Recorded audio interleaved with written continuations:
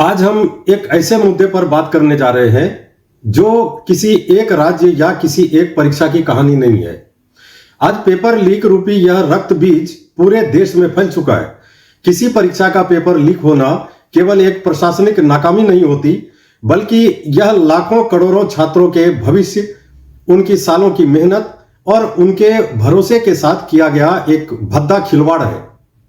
सोचिए, एक छात्र जो महीनों वर्षों तक दिन रात एक करके पढ़ाई करता है, जब अचानक खबर आती है कि पेपर लीक हो गया या परीक्षा रद्द हो गई, तो उस पर क्या बीतती होगी। सालों की लगन और तैयारी पल भर में व्यर्थ हो जाती है। छात्र गंभीर मानसिक तनाव, चिंता और गहरी निराशा के शिकार हो जाते हैं। और बात सिर्फ मानसिक तनाव की नहीं है।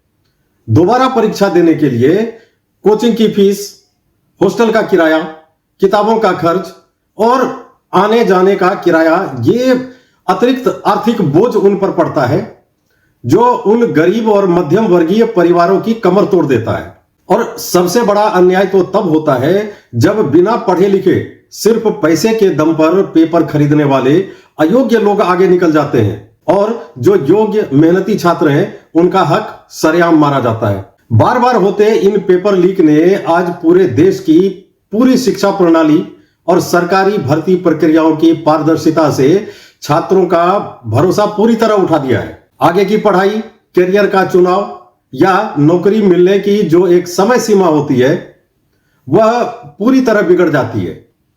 जीवन के कई बेहद महत्वपूर्ण पड़ाव जो हैं वो टल जाते हैं। देखिए, परीक्षा में असफल होना एक अलग बात है। छात्र उसे अपने मेहनत में कमी मान लेते हैं और दोबारा प्रयास करते हैं।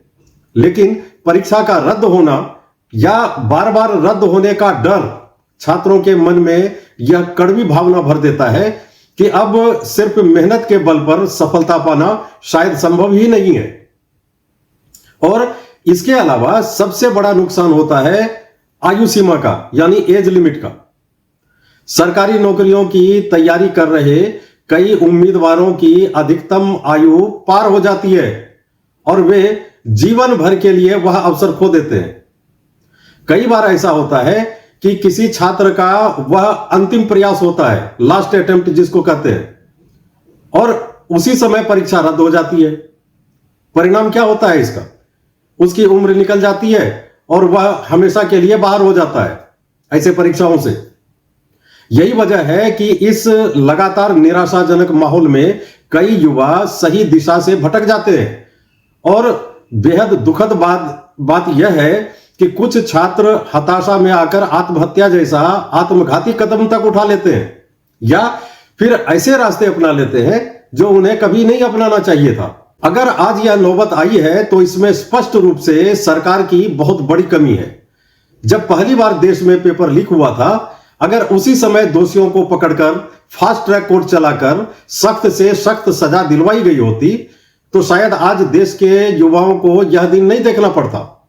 सरकारों को यह समझना होगा कि युवा देश की रीढ़ होते हैं और अगर युवाओं का गुस्सा यूं ही बढ़ता रहा तो हो सकता है कि सरकार को इसका बड़ा खामियाजा आने वाले चुनाव में भुगतना पड़े, चाहे वह 2027 का यूपी विधानसभा चुनाव हो या फिर 2029 का लोकसभा चुनाव। मैं सरकार से पुरजोर अपील करता हूं कि पेपर लीक के दोषियों को बिना किसी ढिलाई के जल्द से जल्द और कड़ी से कड़ी सजा दिलवाने का काम करे ताकि एक कठोर मिसाल कायम हो सके। लेकिन दोस्तों, इन सब बातों के बावजूद आज मैं एक बहुत जरूरी और दिल से अपील अपने युवा दोस्तों से, आप छात्रों से भी करना चाहता हूं। जो कुछ भी पेपर लीक में हुआ उसके विरोध में आपको सबसे पहले सरकार से सीधे बातचीत का रास्ता अपनाना चाहिए था। खैर, जब आप अपनी मांगों को लेकर जंतर मंतर पर बैठे, उस समय भी आप सरकार को औपचारिक बातचीत के लिए आमंत्रित कर सकते थे। आप इस देश के उज्जवल युवा हैं, समझदार हैं। आप 19वीं सदी के नहीं बल्कि 21वीं सदी के पढ़े लिखे नागरिक हैं। भारत जैसे लोकतंत्र में धरना देना, विरोध प्रदर्शन करना हर नागरिक का संवैधानिक अधिकार है। लेकिन दोस्तों, हाल के दिनों में जो कुछ हुआ, क्या वह उचित था? कानून का पालन करना हम सभी का परम कर्तव्य है। आप शांतिपूर्वक धरना दे रहे थे, वह बहुत अच्छी बात थी। आप संसद की ओर बढ़े एक प्रतीकात्मक विरोध प्रदर्शन के रूप में, वह भी ठीक था। लेकिन जहां पुलिस ने आपको रोका, आपको वहीं रुक जाना चाहिए था। बैरिकेड तोड़कर आगे बढ़ने की कोशिश करना और पत्थरबाजी करना यह बिल्कुल गलत है। अगर आप ही हिंसा का रास्ता अपनाएंगे तो फिर हमारे पड़ोसी देशों में पिछले दिनों जो उपद्रव और अराजकता हुई, उसमें और आप में क्या अंतर रह जाएगा। हम अच्छी तरह मानते हैं कि आप बेहद गुस्से में हैं। आपका गुस्सा जायज है, लेकिन गुस्से में आकर अगर कोई अनुचित या हिंसक कार्य हो जाए तो कानून की नजर में वह जुर्म बन जाता है। कानून व्यवस्था बनाए रखना पुलिस का काम है, और जब देश के गौरव संसद भवन में जबरन घुसने की कोशिश होगी तो पुलिस के पास बल प्रयोग और लाठीचार्ज करने के अलावा कोई विकल्प नहीं बचता। इस पूरे बवाल में आप में से कई साथियों को चोटें आई।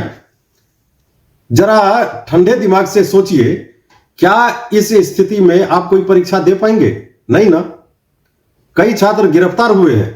अगर किसी छात्र पर पुलिस केस दर्ज हो गया या एफआईआर बन गई तो क्या आप भविष्य में किसी भी सरकारी नौकरी के योग्य रह पाएंगे? नहीं। आप हमेशा के लिए ब्लैकलिस्ट हो सकते हैं। आपका पूरा जीवन तबाह हो सकता है। और सच्चाई तो यह है कि आप लोग खुद से इतना बड़ा हिंसक कदम भी नहीं उठा सकते। जरूर इसके पीछे कुछ राजनीतिक ताकतें लगी हुई है जो आपके गुस्से का फायदा उठा रही है।